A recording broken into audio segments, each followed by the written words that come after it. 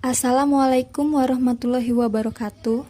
Perkenalkan, saya Meilan Adisti Ridwantika dan juga kelompok saya Atifah Milda Iralia yang akan membawakan materi tentang dasar akuntansi. Apa sih itu akuntansi? Akuntansi itu adalah bahasa bisnis. Kenapa? Kok disebut dengan bahasa bisnis? Karena akuntansi menghasilkan laporan keuangan yang nantinya dengan laporan keuangan inilah yang menjadi alat untuk menyampaikan informasi kepada pihak-pihak yang memerlukan. Memangnya pihak-pihak mana saja yang memerlukan informasi akuntansi? Jadi, pihak-pihak yang membutuhkan informasi akuntansi itu ada dua, pihak internal dan eksternal. Yang pertama, pihak internal. Pihak internal itu adalah pihak yang mempunyai tanggung jawab dalam mengelola dan melaksanakan manajemen perusahaan. Yang pertama, pemilik. Sebagai pemilik perusahaan, tentu selalu ingin tahu apakah bisnisnya berjalan dengan baik atau tidak. Pemilik perlu tahu posisi keuangan, melihat investasi, juga memprediksi prospek perusahaan di masa yang akan datang. Yang kedua, manajemen. Setiap manajer membutuhkan informasi akuntansi untuk menjalankan tanggung jawabnya. Salah satu contohnya, untuk menentukan harga pokok penjualan, manajer di bidang produksi membutuhkan informasi akuntansi yang berhubungan dengan perhitungan biaya produksi. Yang ketiga, ada karyawan. Karyawan juga membutuhkan informasi keuangan sebagai bahan perundingan kontrak kerja, pengajuan kesejahteraan, maupun kepentingan karyawan yang lainnya. Apabila diketahui posisi keuangan perusahaan baik, maka karyawan dapat tenang dalam menjalankan pekerjaannya. Selanjutnya ada pihak eksternal. Pihak eksternal bisa dikatakan partner dari suatu perusahaan. Pihak-pihak eksternal antara lain, yang pertama, kreditor. Kreditur memerlukan informasi keuangan untuk menilai perusahaan, apakah dapat mengembalikan pinjaman atau tidak. Jika informasi keuangan perusahaan menunjukkan hal yang negatif, kreditur akan menolak usulan kredit. Yang kedua, pemerintah. Pemerintah berhak mendapatkan informasi akuntansi untuk keperluan pemungutan penetapan pajak dan untuk memenuhi ketentuan peraturan serta undang-undang. Ketiga, investor.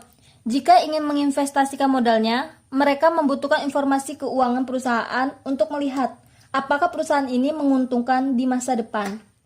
Keempat, konsumen.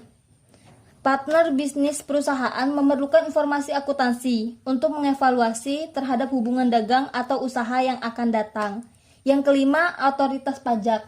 Dalam menentukan kredibilitas pajak, perusahaan harus menyertakan informasi keuangan. Tujuannya agar dapat dilihat rekam jejak keuangan yang dapat dilihat di laporan keuangan perusahaan bersangkutan. Seperti yang sudah saya jelaskan barusan, banyak pihak-pihak yang memerlukan informasi akuntansi. Ini membuktikan bahwa akuntansi itu penting. Selama uang masih dijadikan alat tukar, ilmu akuntansi merupakan hal yang penting, bukan hanya bagi pihak-pihak perusahaan, tapi juga dalam kehidupan sehari-hari. Contohnya yang pertama, manfaat akuntansi dalam rumah tangga. Tanpa kita sadari, dalam kehidupan rumah tangga, ternyata kita menggunakan ilmu akuntansi. Sebagai ibu rumah tangga yang mendapatkan nafkah dari suaminya, ibu rumah tangga tentu harus tahu bagaimana sih agar keuangannya tetap stabil, dan disinilah peran akuntansi bekerja. Yang kedua, manfaat akuntansi bagi usaha kecil. Contohnya saja rumah makan. Dalam menjalankan usahanya, tentu saja harus mengetahui konsep laba rugi. Mereka harus tahu apakah usahanya mendapatkan laba atau rugi. Jika tidak mengetahui konsep laba rugi, maka usaha itu akan menjadi sia-sia.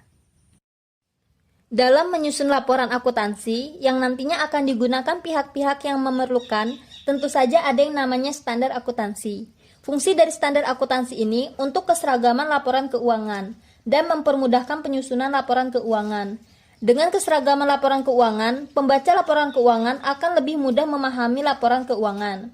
Standar akuntansi yang berlaku di Indonesia. Pertama, pernyataan standar akuntansi keuangan. Standar akuntansi ini adalah standar praktik akuntansi yang digunakan di Indonesia.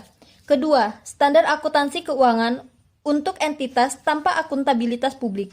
Bertujuan untuk menciptakan fleksibilitas dalam penerapannya dan diharapkan memberi kemudahan akses etap kepada pendanaan dari perbankan. Ketiga, standar akuntansi syariah ditujukan untuk entitas yang melakukan transaksi syariah, baik entitas lembaga syariah maupun lembaga non-syariah. Keempat, exposure draft. Standar akuntabilitas keuangan entitas mikro, kecil, dan menengah, di mana standar ini disusun untuk melaporan keuangan entitas mikro, kecil, dan menengah.